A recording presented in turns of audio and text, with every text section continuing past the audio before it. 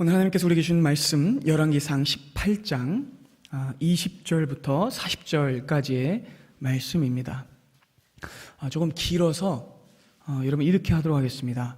20절과 21절 읽고요.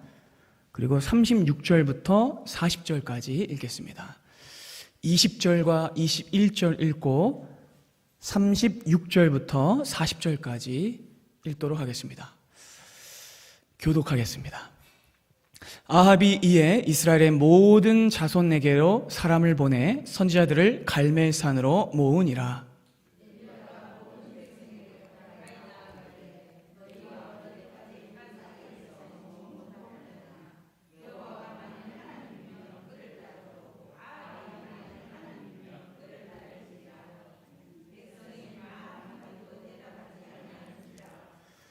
저녁 소재 드릴 때에 이르러 선지자 엘리야가 나아가서 말하되 아브라함과 이삭과 이스라엘 하나님 여호와여, 주께서 이스라엘 중에서 하나님이신 것과 내가 주의 종인 것과 내가 주의 말씀대로 이 모든 일을 행하는 것을 오늘 알게 하옵소서.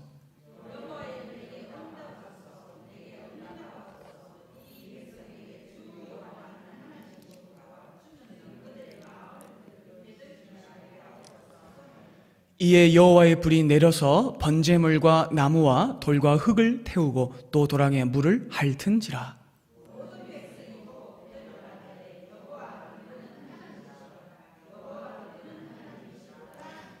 엘리야가 그들에게 이르되 바알의 선지자를 잡되 그들 중 하나도 도망하지 못하게 하라 하매 곧 잡은지라. 엘리야가 그들을 기손 시내로 데려가다가 거기서 죽이니라. 아멘. 이스라엘이라는 나라의 건국은 하나님의 구원이 만천하에 드러난 위대한 사건이었습니다. 새롭게 세워진 이스라엘이라는 나라는 아주 특별한 정체성을 가지고 있었는데, 그것은 바로 이 나라는 땅의 법칙이 아닌 하늘의 법칙을 따르는 나라였기 때문입니다. 여러분, 이스라엘은 기존의 세상 나라들이 자랑하는 힘의 논리나 세속적 가치를 따르는 나라가 아니라 사랑과 의와 공평과 진리로 다스려지는 하나님만 왕 되시는 나라였습니다. 하나님만 통치하시는 나라였고 하나님만 섬기는 나라였으며 하나님의 율법을 지키며 사는 나라였습니다. 하지만 그렇게 위대하게 세워진 이스라엘이란 나라도 영원하지 못했습니다. 그 이유는 하나님의 영광이 부족했다거나 하나님의 통치가 미숙해서가 아니었습니다. 이스라엘의 몰락은 이번에도 인간의 죄 때문이었습니다. 마치 태초에 에덴 동산에서 그랬던 것처럼 하나님이 다스리시는 그 나라에 죄가 유입되자 또다시 그 나라에 큰 균열이 가고 파괴되기 시작합니다. 긴 가나안 정복기를 끝내고 하나님의 마음에 합한 왕 다윗이 등장합니다. 그가 이스라엘을 잘 통일했고 통치했지만 그 다음으로 왕이 된 솔로몬이 하나님을 떠나고 말죠. 그는 하나님의 말씀을 버렸고 하나님을 버립니다. 솔로몬은 1000명이나 되는 후궁들과 첩을 두었었는데요. 그 여자들에게 마음이 뺏겼고 결국 그 여자들이 가져온 우상들을 섬기고 말았습니다. 심지어는요, 여러분, 솔로몬의 평생에 가장 위대한 업적이 성전을 지은 거잖아요. 근데 자신이 지은 그 성전 바로 앞에 우상 집합소인 만신전까지 짓는 추태를 범하고 맙니다. 너무나 충격적인 추락이죠. 하나님께서는요, 비통하셨어요. 그래서 자기를 떠난 솔로몬에게 수차례 나타나십니다. 솔로몬아, 돌이켜라. 말씀으로 돌아오라. 하지만 솔로몬은 끝내 돌아오지 않았고 결국 이스라엘은 심판을 받게 됩니다. 열왕기상 11장 11절입니다. 여호와께서 솔로몬에게 말씀하시되 내게 이러한 일이 있었고 또 내가 내 언약과 내가 내게 명령한 법도를 지키지 아니하였으니 내가 반드시 이 나라를 너에게서 빼앗아 너의 신하에게 주리라.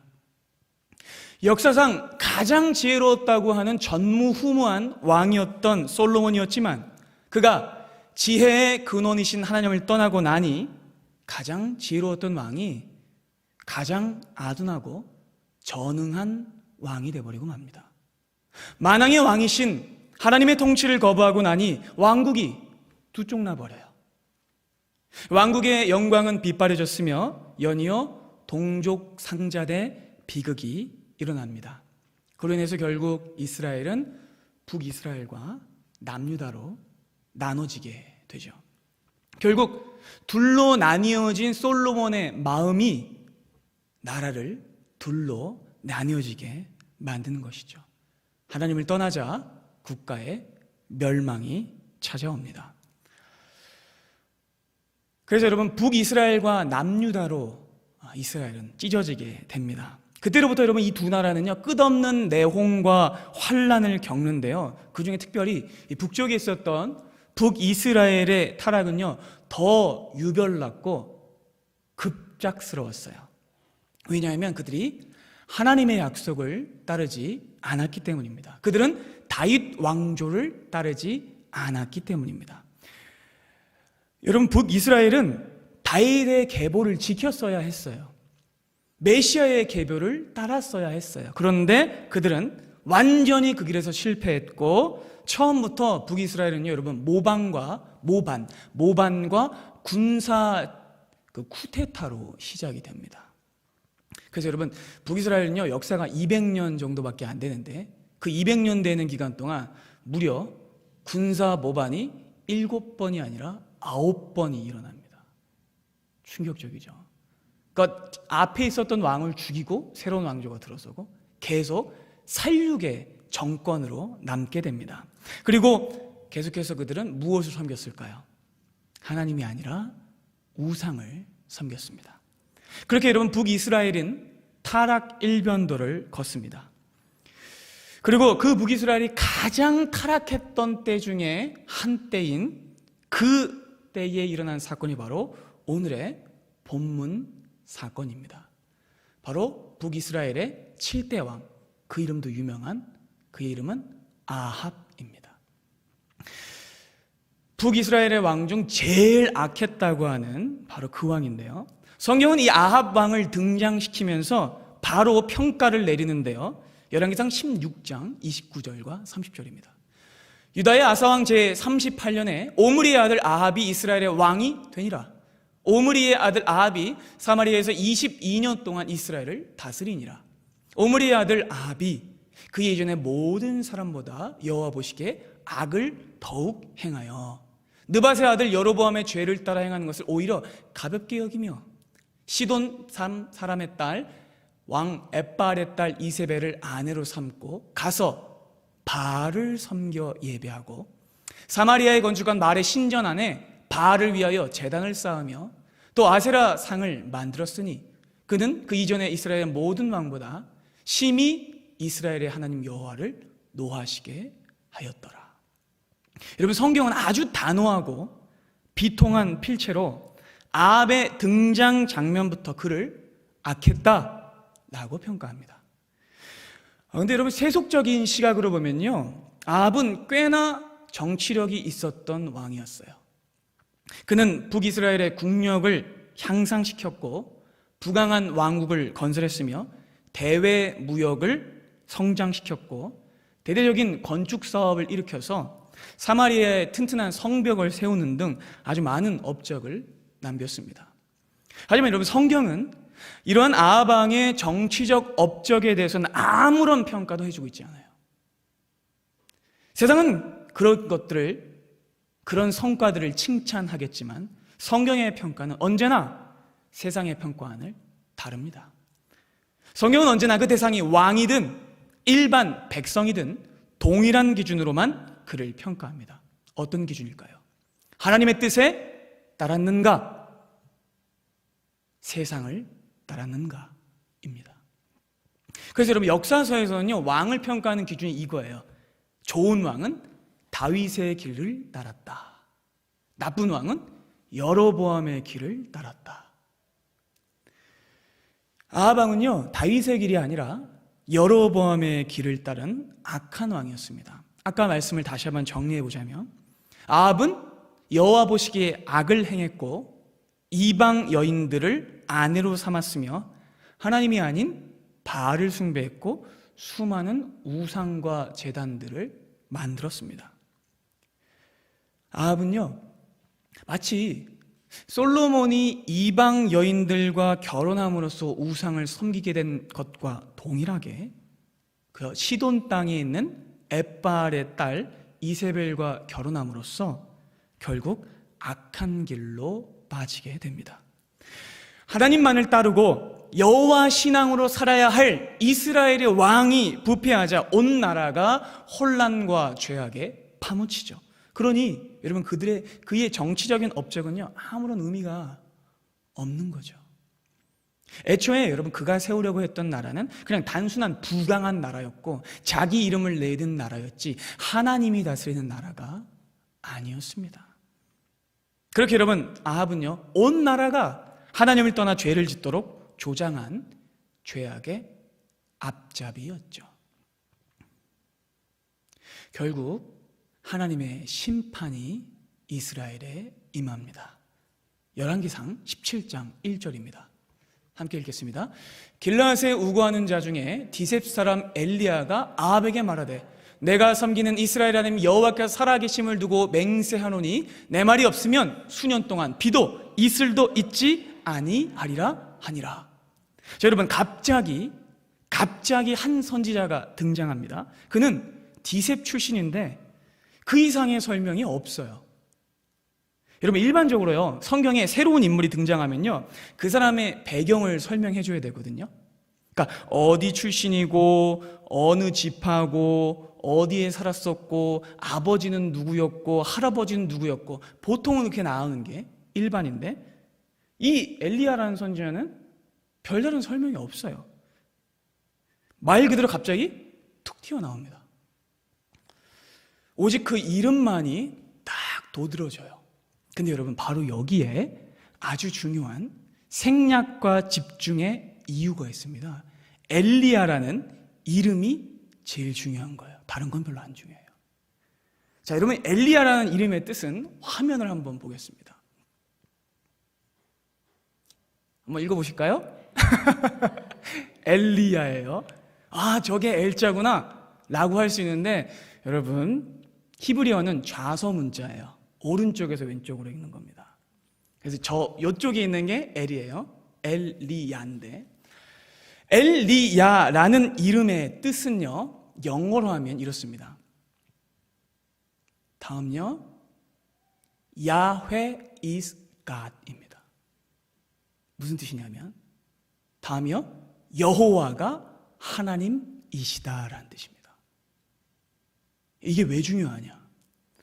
여러분, 이 대목에서 전율이 일 수 있어요. 왜냐하면 당시의 북이스라엘은 여호와를 하나님으로 인정하고 있지 않았기 때문입니다.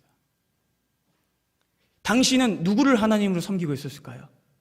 바알을 하나님으로 섬기고 있어요. 그렇다면 여러분, 이 시국에 돌연히 나타난 한 선지자의 이름이 무엇이라고요?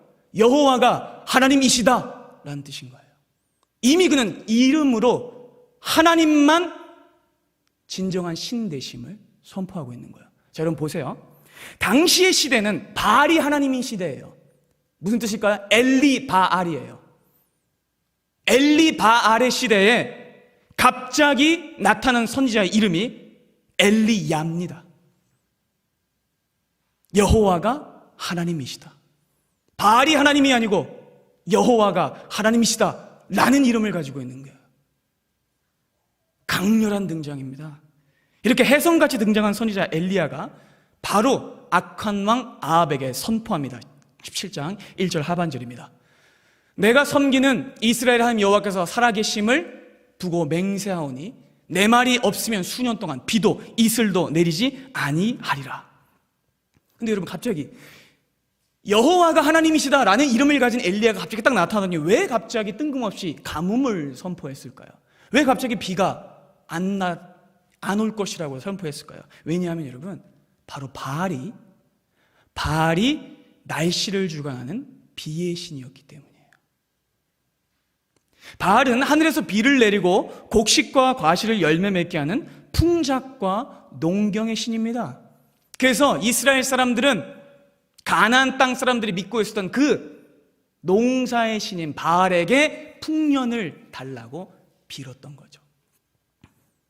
당시 북왕국의 아합 왕과 백성들도 똑같이 풍작을 위해 바로 이 바알에게 기도합니다. 바알 신이시여 비를 내려주시옵소서, 바알 신이여 풍년을 주시옵소서, 그렇게 바알에게 기도했던 겁니다. 그런데 그때 여호와가 하나님이시다라는 이름을 가진 엘리야가 등장해서 하나님의 심판을 내립니다. 이것은 여러분 무슨 뜻이냐면요, 비는 바알이 아니라 여호와가 내리는 것이다, 이것을 증명하시기 위한 겁니다. 깨달으십니까 여러분?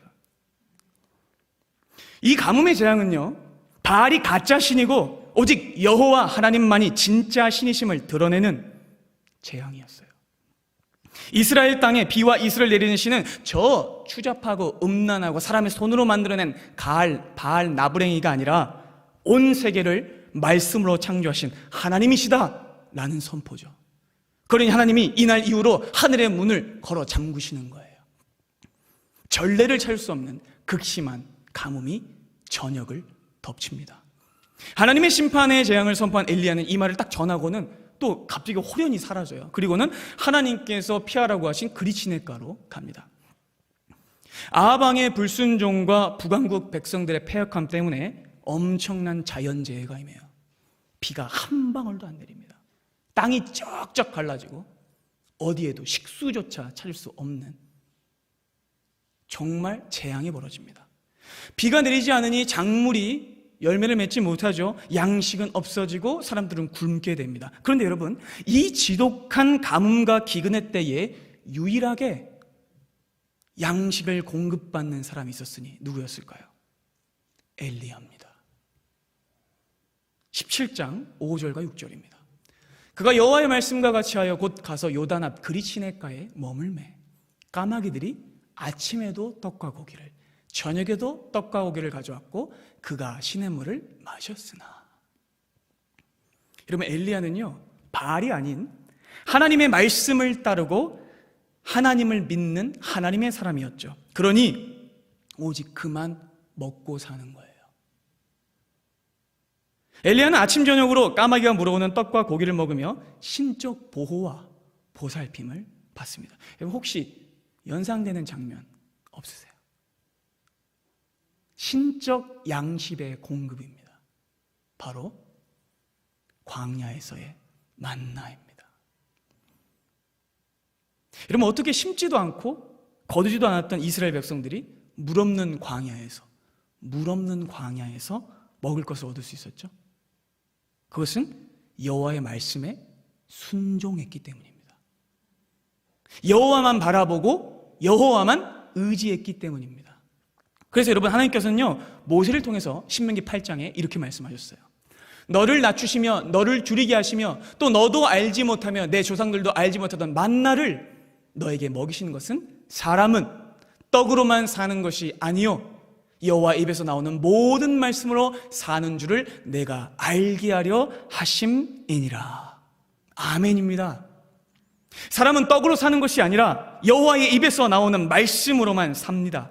그리고 그래서 엘리야는 신적 공급을 받고 살아남았고 광야에서도 이스라엘 백성들은 살아남았던 것이죠. 놀랍죠 여러분? 엘리야만 하나님의 공급을 받고 먹을 것을 먹고 있어요.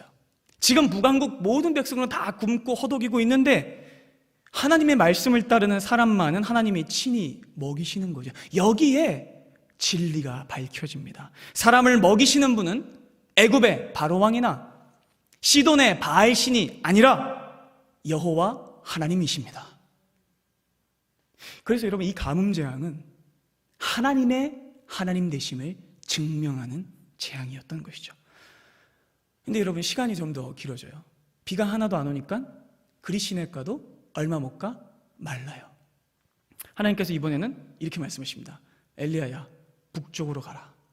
근데 여러분, 이번에 가라 하신 데가요, 어디냐면 시돈의 사르밧이에요. 상상도 못할 뜻밖의 장소로 하나님께서 가라고 하세요. 왜일까요, 여러분? 그 땅이 바로 바알의 고향이자 바알 신앙의 원산지예요. 하나님께서 그 잘난 비의 신 바알의 땅인 시돈으로 엘리야를 보내시는 거예요.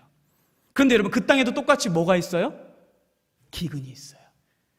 여러분, 이 부분이 놀라운 대목입니다. 여러분, 당시의 일반적인 국가 형태는요, 도시국가 형태였어요. 큰 제국이 아니었습니다. 그래서 여러분, 각 도시국가별로 자기들의 나라가 믿는 그 국가 지역 수호신이 있었어요. 그래서 각 국가마다 다스리는 신이 있었는데, 블레셋의 신은 다곤, 모압의 신은 그모스, 암몬의 신은 몰록, 에글론의 신은 바알세불, 그리고 시돈의 신은 바알, 이런 식입니다.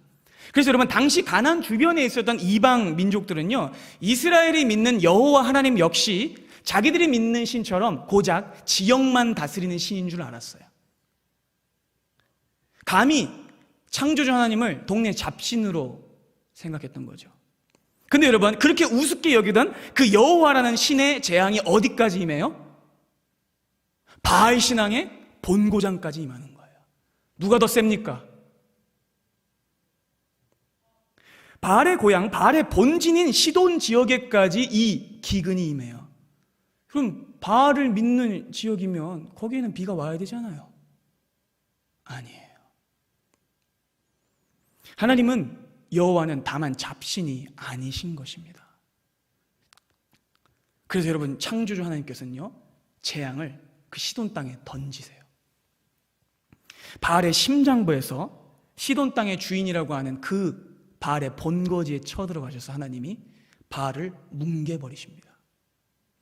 온 땅에 비를 내리시는 분은 바알이 아니라 창조주 여호와 하나님이십니다. 시돈 땅에도 여러분, 비가 내리지 않자 먹을 것이 없죠. 양식이 끊겨 죽을 수밖에 없는 상황인데, 여러분들이 잘 아는 바로 그 사건이 등장합니다. 하나님께서 선지자 엘리야를 보내신 곳이 웬 과부의 집이었어요. 잘 아시죠, 여러분? 이 여인에게는 비극적인 사연이 있었는데 너무 극심하게 가난해서 이제 뭐만 남았냐면 정말 한 움큼의 밀가루만 남은 거예요. 그래서 이 밀가루로 떡 하나 구워서 자기 어린 아들하고 먹고 동반 자살을 하려고 했던 여인이었습니다. 근데 여러분, 이 여인에게 하나님의 구원과 공급이 임합니다. 13절과 14절입니다.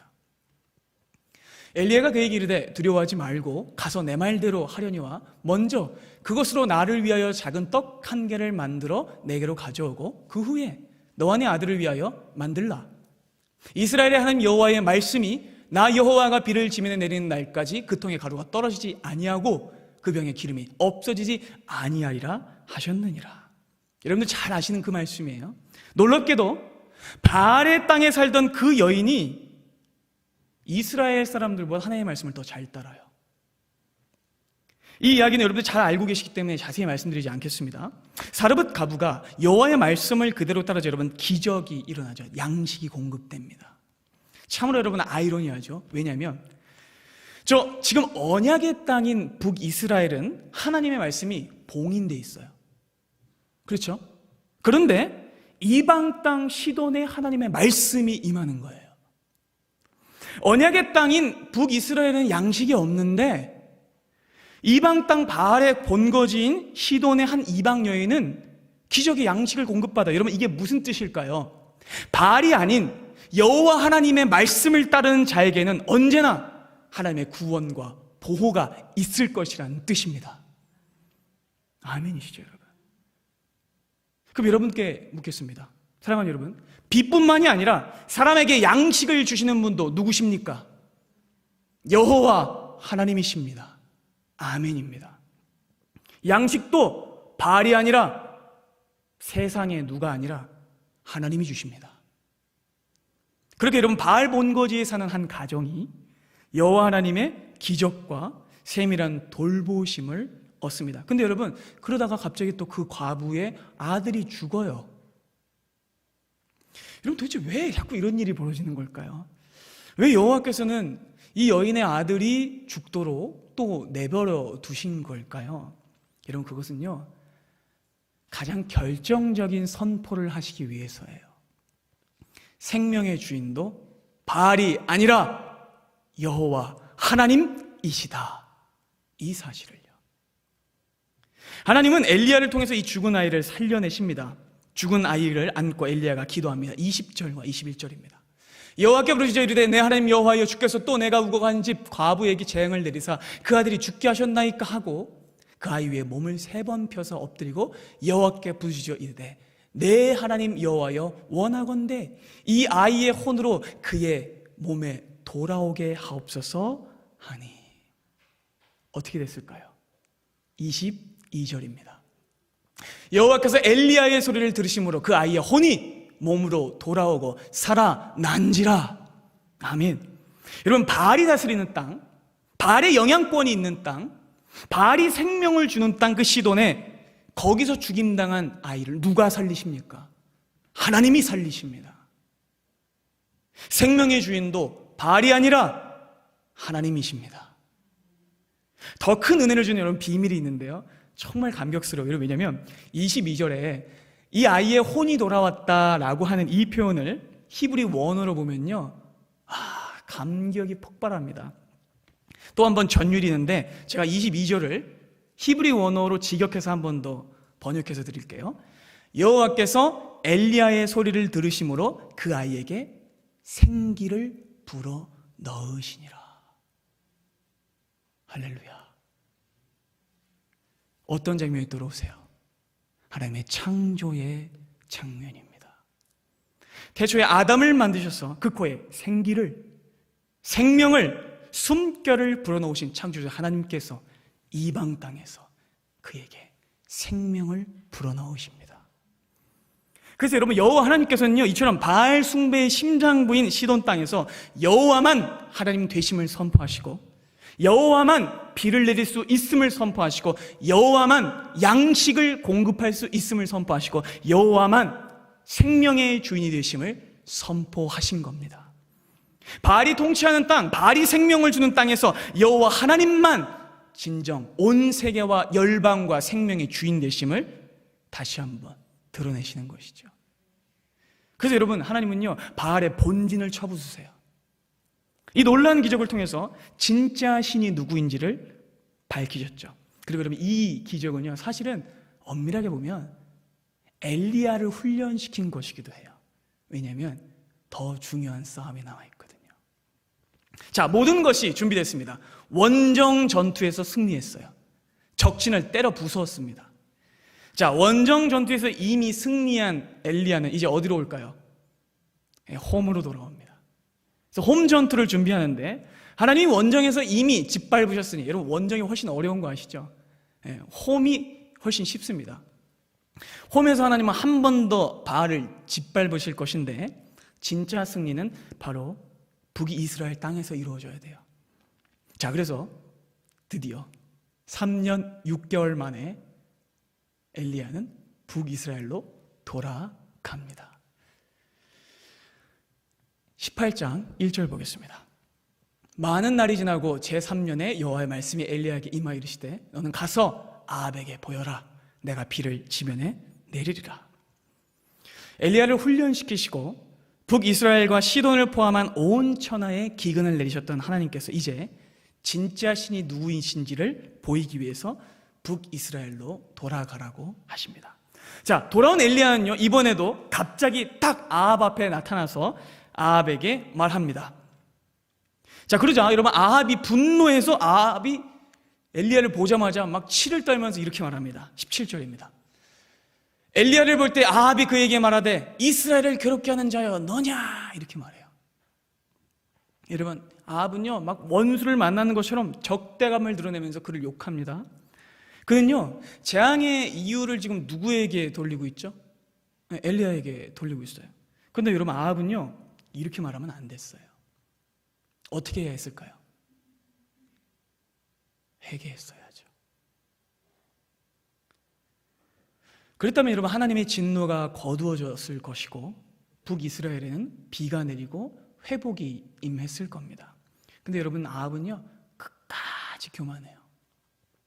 하나님을 거역하고 오히려 엘리야를 막 죽이려고 해요. 회개는커녕 더 완악하고 강팍하게 행동하는데 마치 그 옛날 바로 같습니다. 아합의 이 적반하장의 악담을 들은 엘리야가 대답하는데 18절입니다. 그가 대답하되 내가 이스라엘을 괴롭게 한 것이 아니라 당신과 당신의 아버지의 집이 괴롭게 하였으니 이는 여호와의 명령을 버리고 당신이 바알들을 따랐음이라. 여러분, 정말 그렇죠? 가뭄의 이유가 무엇입니까? 왜 북이스라엘이 이토록 비극적인 재앙을 받은 것입니까? 그것은 아합이 여호와를 버리고 바알을 따랐기 때문입니다. 하나님을 멸시하고 더러운 우상을 숭배했기 때문입니다. 이제 엘리야가 본론을 말합니다. 19절입니다. 그런즉 사람을 보내 온 이스라엘과 이세벨의 상에서 먹는 바알의 선지자 450명과 아세라의 선지자 400명을 갈멜산으로 모아 내게로 나오게 하소서. 자, 엘리야가 이제 선전포고를 합니다. 드디어 그날이 됐죠. 누가 진짜 하나님인지 가려내는 그날입니다. 여러분, 여호와 하나님께서는요 거짓인 바알을 갈멜산으로 불러 올리세요.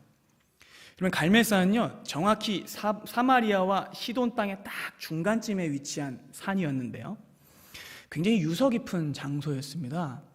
원래는 여기에 무엇이 있었냐면 여호와를 섬기는 제단이 있었어요. 원래는 그랬는데 그 영광스러웠던 장소가 지금은 바알을 섬기는 바알 신당이 세워져 있는 곳이 됐어요. 그래서 여러분, 이곳이야말로 최적의 장소입니다. 왜요? 갈멜산은 지금의 우상 숭배를 몰아내고 옛 신앙을 회복할 역사적인 장소가 되어야 하기 때문입니다. 굉장히 상징적이죠, 여러분. 자, 근데 여러분, 아합은 갈멜산을 링으로 잡은 거에 만족했을 거예요. 왜냐하면 이미 거기에는 바알의 신당이 있고 거기가 바알 선지자들의 처소이기 때문이었죠. 그래서 그는 승리를 속단했지만, 사랑하는 여러분, 이 싸움은 누가 이기는 싸움입니까? 여호와 하나님이 이기는 싸움입니다. 당연하죠. 하나님은요 앞선 원정 전투와는 비교도 할 수 없게 홈 전투에서 바알을 작살내실 겁니다. 자, 이미 적진 한복판에서 큰 승리를 얻어서 자신감이 가득했던 엘리야는 담대한 마음으로 갈멜산에 저벅저벅 올라갑니다. 자, 이세벨의 상에서 먹는 선지자와 바알과 아세라의 선지자 850명이 갈멜산에 오릅니다. 그리고 북이스라엘의 많은 백성들도 이 싸움을 보기 위해서 엄청나게 갈멜산에 올라왔어요. 그래서 바알을 믿는 사람은 850 플러스 수백만이었어요. 근데 여러분, 반면 여호와를 믿는 사람은 몇 명이요? 딱 한 명, 엘리야입니다. 근데도 엘리야는 위축되지 않습니다. 왜요? 이미 단련됐거든요. 자, 그래서 엘리야는 담대하고 결기 넘치는 모습으로 서서 백성들에게 이렇게 외칩니다. 21절입니다. 엘리야가 모든 백성에게 가까이 나와 이르되 너희가 어느 때까지 둘 사이에서 머뭇머뭇하려느냐? 여호와가 만일 하나님이면 그를 따르고 바알이 만일 하나님이면 그를 따를지니라 하니 백성이 말 한마디도 대답하지 아니하는지라. 여러분, 정말로 엘리야의 말대로 여러분, 북이스라엘은 지금까지 머뭇머뭇하고 있었어요. 혼합주의적인 신앙입니다. 바알도 좋고 여호와도 좋다는 거예요. 이왕 믿는 거 이 신도 믿고 저 신도 믿어서 두 혜택 모두 누려보자는 거죠. 하지만 이것은 절대로 신앙이 아닙니다. 여호와만을 믿는 신앙이 아니라면 그것은 신앙이 아닙니다. 여러분, 엘리야는요 북이스라엘 백성들의 이 부패한 양다리 신앙에 호통을 바라는 거예요. 이제 싸움이 시작됩니다. 공개적이며 전 국가적인 신들의 싸움이에요. 자, 그 옛날 애굽의 재앙과 아주 유사한 패턴인데요, 여러분. 600년 전에 하나님께서는 이미 애굽 땅 거짓신 태양신을 10연속 재앙으로 완전히 박살내신 적이 있습니다. 이제 하나님은 시돈 땅 바알도 박살내실 거예요. 엘리야가 말합니다. 23절과 24절입니다. 그런즉 송아지 둘을 우리에게 가져오게 하라. 그들은 송아지 한 마리를 택하여 각을 떠서 나무 위에 놓고 불은 붙이지 말며, 나도 송아지 한 마리를 잡아 나무 위에 놓고 불은 붙이지 않고, 너희는 너희 신의 이름을 불러라.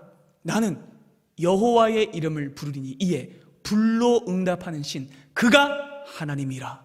백성이 다 대답하되 그 말이 옳도다 하니라. 바알의 선지자들과 백성들이 크게 동의를 해요. 왜냐하면 여러분, 바알은요 뭘 내리는 신이라고요? 비를 내리는 신이기 때문에 뭐도 관장하고 있었냐면 천둥도 관장하고 있었어요. 그렇기 때문에 자기들의 신이 천둥신이잖아요. 그러니까 막 자신이 있어 하는 거예요. 그러니까 이제 바알과 아세라의 선지자들 850명이 시작을 합니다. 850명이나 되는 사람들이 한꺼번에 미친 듯이 날뛰기 시작합니다. 방방 뛰고 고래고래 소리 지르고 악을 쓰면서 불을 내리소서 바알이야 이렇게 소리쳐요. 근데 아무 소리도 없고 아무 응답도 없습니다.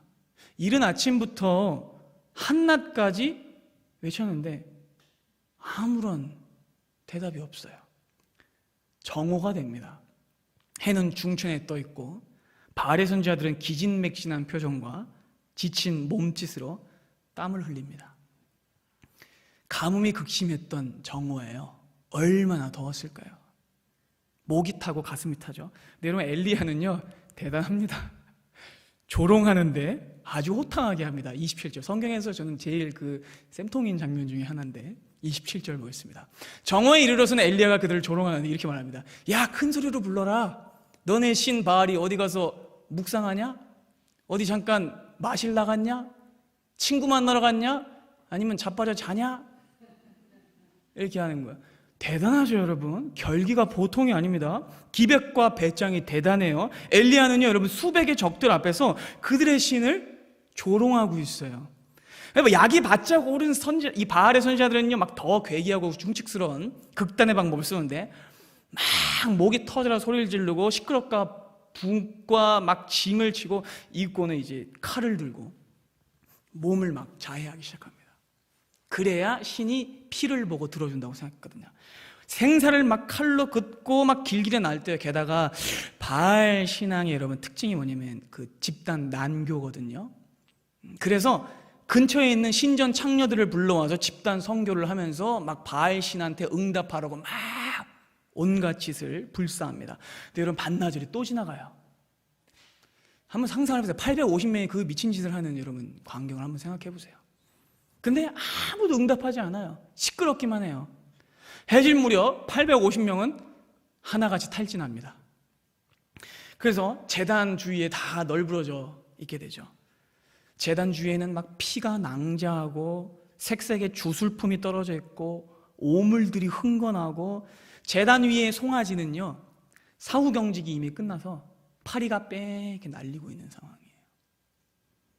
어느덧 저녁이 됐는데 여러분, 그 저녁 시간을 언급하는 본문의 방식이요 너무 대단해요. 29절 함께 보겠습니다.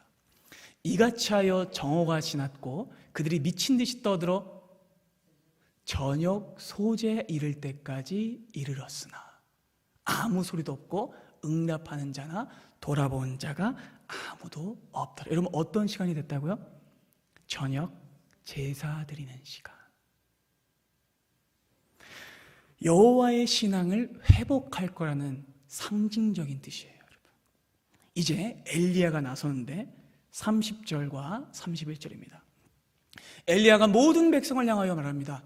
내게로 가까이 오라. 백성이 다 그에게 가까이 가매 그가 무너진 여호와의 제단을 수축합니다. 왜냐하면 그 850명이 온갖 난리를 떨어가지고 이 제단까지도 엉망이 된 거예요. 그래서 그 제단을 하나하나 수축을 하기 시작합니다. 31절입니다. 야곱의 아들들의 지파의 수요를 따라 엘리야가 돌 12개를 취하니 이 야곱은 예적에 여호와의 말씀이 임하여 이르시기를 내 이름을 이스라엘이라 하리라 하신 자더라. 여러분, 엘리야는 기억하는 거예요. 무엇을 기억해요? 하나님의 약속을. 아멘. 그래서 야곱의 12아들로 이루신 하나님의 나라 이스라엘을 잊지 않고 하나님 이 이스라엘을 회복시켜 주시옵소서 라고 말하면서 제단을 수축하고 있는 거예요. 정성을 다하여서. 그리고는 여러분 제단 주위에 큰 도랑을 파라고 명령합니다. 그리고는 물을 가득 떠서 제단과 도랑 등이 완전히 젖어서 흘러 넘칠 때까지 물을 붓습니다. 절대로 불이 붙을 수 없는 상황을 만들어요. 대적자들이 비겁한 변명이나 속임수라고 말할 의심의 원천을 차단합니다. 그리고 여러분 여기에 또 어떤 의미가 있는 줄 아세요? 지금 물을 하나님께 부어드린다는 뜻은 먹을 물까지 포기한다는 뜻이에요. 하나님이 진짜 비를 내리실 것을 그는 신뢰한다는 뜻입니다. 놀랍죠 여러분? 그리고 여러분 엘리야는요 아주 큰 대조를 보여주는데 길길이 날뛰며 소리 지르던 바알의 선지자와는 아주 대조돼요. 그는 차분하고 깊이 있는 음성으로 하나님께 기도를 합니다. 바알의 제사장들은 막 고래고래 소리 지르면서 알지도 못하는 뭐 아브라카다브라 막 이러면서 소리를 질렀는데 엘리야는 완전히 다르죠. 살아있는 누군가에게 말하는 것처럼 인격적인 말로 기도합니다. 36절, 37절입니다. 또 나오죠 여러분. 저녁 소재에 들을 때에 이르러 선지자가 엘리야가 나아가서 말하되 아브라함과 이삭과 이스라엘의 하나님 여호와여 주께서 이스라엘 중에서 하나님이신 것과 내가 주의 종인 것과 내가 주의 말씀대로 이 모든 일을 행하는 것을 오늘 알게 하옵소서. 여호와여 내게 응답하옵소서. 내게 응답하옵소서. 이 백성에게 주 여호와는 하나님이신 것과 주는 그들의 마음을 되돌이키심을 알게 하옵소서. 이렇게 그는 기도합니다. 그래서 여러분 놀라운 일이 벌어지죠. 38절입니다. 이에 여호와의 불이 내려서 번제물과 나무와 돌과 흙을 태우고 또 도랑의 물을 전부 핥은지라. 아멘. 하늘에서 떨어진 여호와의 불은 번제물과 나무만을 태울 뿐만 아니라 심지어는 그 제단의 돌까지 전부 태워버립니다. 초자연적인 기적이 임합니다. 바알이 아니라 누가 응답하십니까? 여호와가 응답하십니다. 그리고 그 위대한 기적을 목격한 백성들이 그제서야 엎드려 외치죠. 39절입니다. 모든 백성이 보고 엎드려 말하되 여호와 그는 하나님이시로다. 여호와 그는 하나님이시로다. 무슨 뜻일까요? 엘리야, 엘리야예요. 엘리야라는 선지자를 칭송하는 것이 아니라 하나님의 하나님 되심을 찬양하는 것입니다. 여러분 싸움은 그렇게 끝납니다. 거짓신의 바알은 완전히 패배했고 거짓 제사장들은 신명기의 말씀대로 모두 참수당합니다. 40절입니다. 엘리야가 그들에게 이르되 바알의 선지자를 잡되 그들 중 하나도 도망가지 못하게 하라 하매 곧 잡은지라. 엘리야가 그들을 기손신으로 데려가다 거기서 다 죽이니라. 하나님이 궁극적으로 승리하셨습니다. 이 위대한 승리 후에 여호와 하나님께서는요 북이스라엘에게 비로소 큰 비를 내리십니다. 비를 누가 내리십니까? 여호와 하나님이 내리십니다. 우매하고 무지해서 하나님을 떠나고 바알만 섬겼던 세상 물질에 매여 있던 북이스라엘 백성들은 이 놀라운 기적을 보며 여호와만 하나님 되심을 분명히 깨닫게 됩니다. 여호와 그는 하나님이시로다. 사랑하는 여러분, 오늘의 이 말씀은 너무나 혼탁하여서 참담하고 어찌해야 할 줄 모르는 오늘날의 이 상황 가운데에도 우리에게 여전히 구원과 위로가 되는 말씀이 됩니다. 현실에는 언제나 바알이 이기는 것 같죠? 세상 사람들의 방식과 원리와 법칙을 따라가야만 잘 될 것 같습니다. 인간적 술수와 세상적인 위세, 반칙과 부정, 그것만이 세상에서 승리하는 방법 같아 봅니다. 우리는 바알의 이름을 부르고 싶은 충동과 유혹에 늘 흔들릴 수밖에 없습니다. 하지만 사랑하는 여러분, 우리는 오직 여호와의 이름만을 불러야 합니다. 여호와의 이름만을 의지해야 합니다. 왜냐하면 여호와만이 하나님이 되시기 때문입니다. 세상의 신이 위력과 힘을 행사하는 것처럼 보일지 몰라도 그것들은 다 거짓입니다. 하나님만이 진짜 신이시며 우리의 생명을 구원하시고 우리를 살릴 수 있는 유일한 하나님 되십니다. 이 진리를 절대로 여러분 잊으셔서는 안 됩니다. 우리가 세상을 부르면 세상이 대답해 줄까요? 아니요, 대답해 주지 않을 것입니다. 응답해 주소서. 세상이요? 아니요, 대답하지 않습니다. 그러나 엘리야의 마음으로 여호와 하나님만을 부를 때에 하나님께서 여러분들에게 응답해 주실 줄 믿습니다. 우리 모두는 여호와만을 하나님으로 섬겨야 합니다. 세상이 아니라, 나의 자격이 아니라, 내 권리가 아니라, 내 힘이 아니라, 세속적인 능력이 아니라 오직 여호와만을 하나님으로 섬겨야 합니다.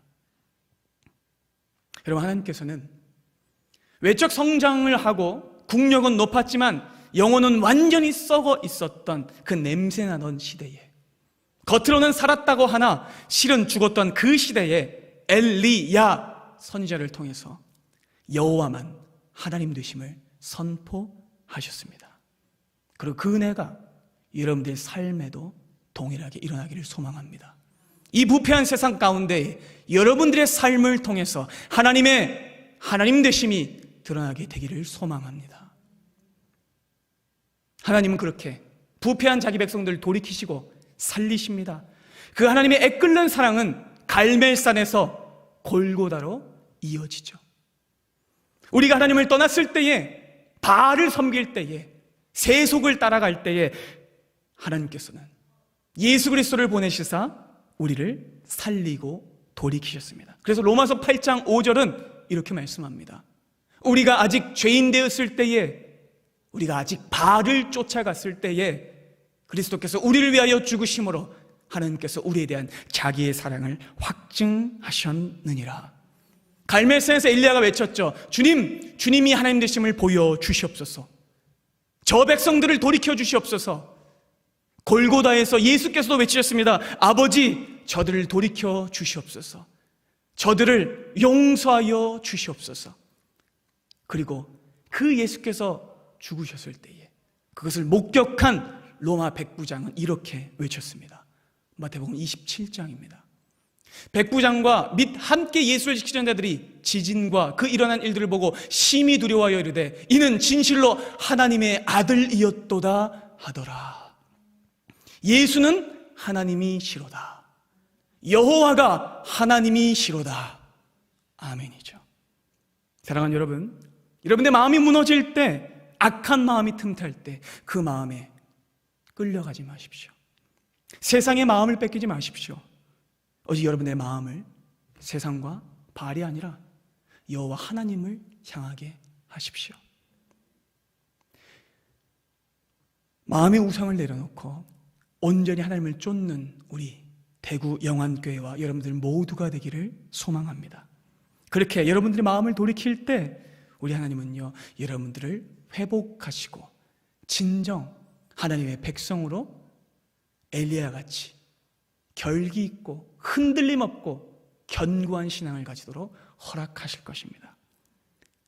사랑하는 여러분, 이스라엘 백성에게 양식을 공급하시고 비를 주시고 생명을 주시는 분은 오직 여호와 하나님이십니다. 동일합니다. 오늘 이 자리에 있는 여러분 모두에게 생명을 주시고 비를 주시고 양식을 주시고 마침내 이기게 하실 분은 오직 여호와 하나님이십니다. 바라기는 우리 영안의 모든 가족들이 제 각각 마음에 품고 있었던 우상을 다 내려놓고 마음과 뜻과 정성을 다해 여호와가 하나님이시다, 여호와가 하나님이시다 라고 고백하는 우리의 평생 되기를 소망합니다. 기도하겠습니다.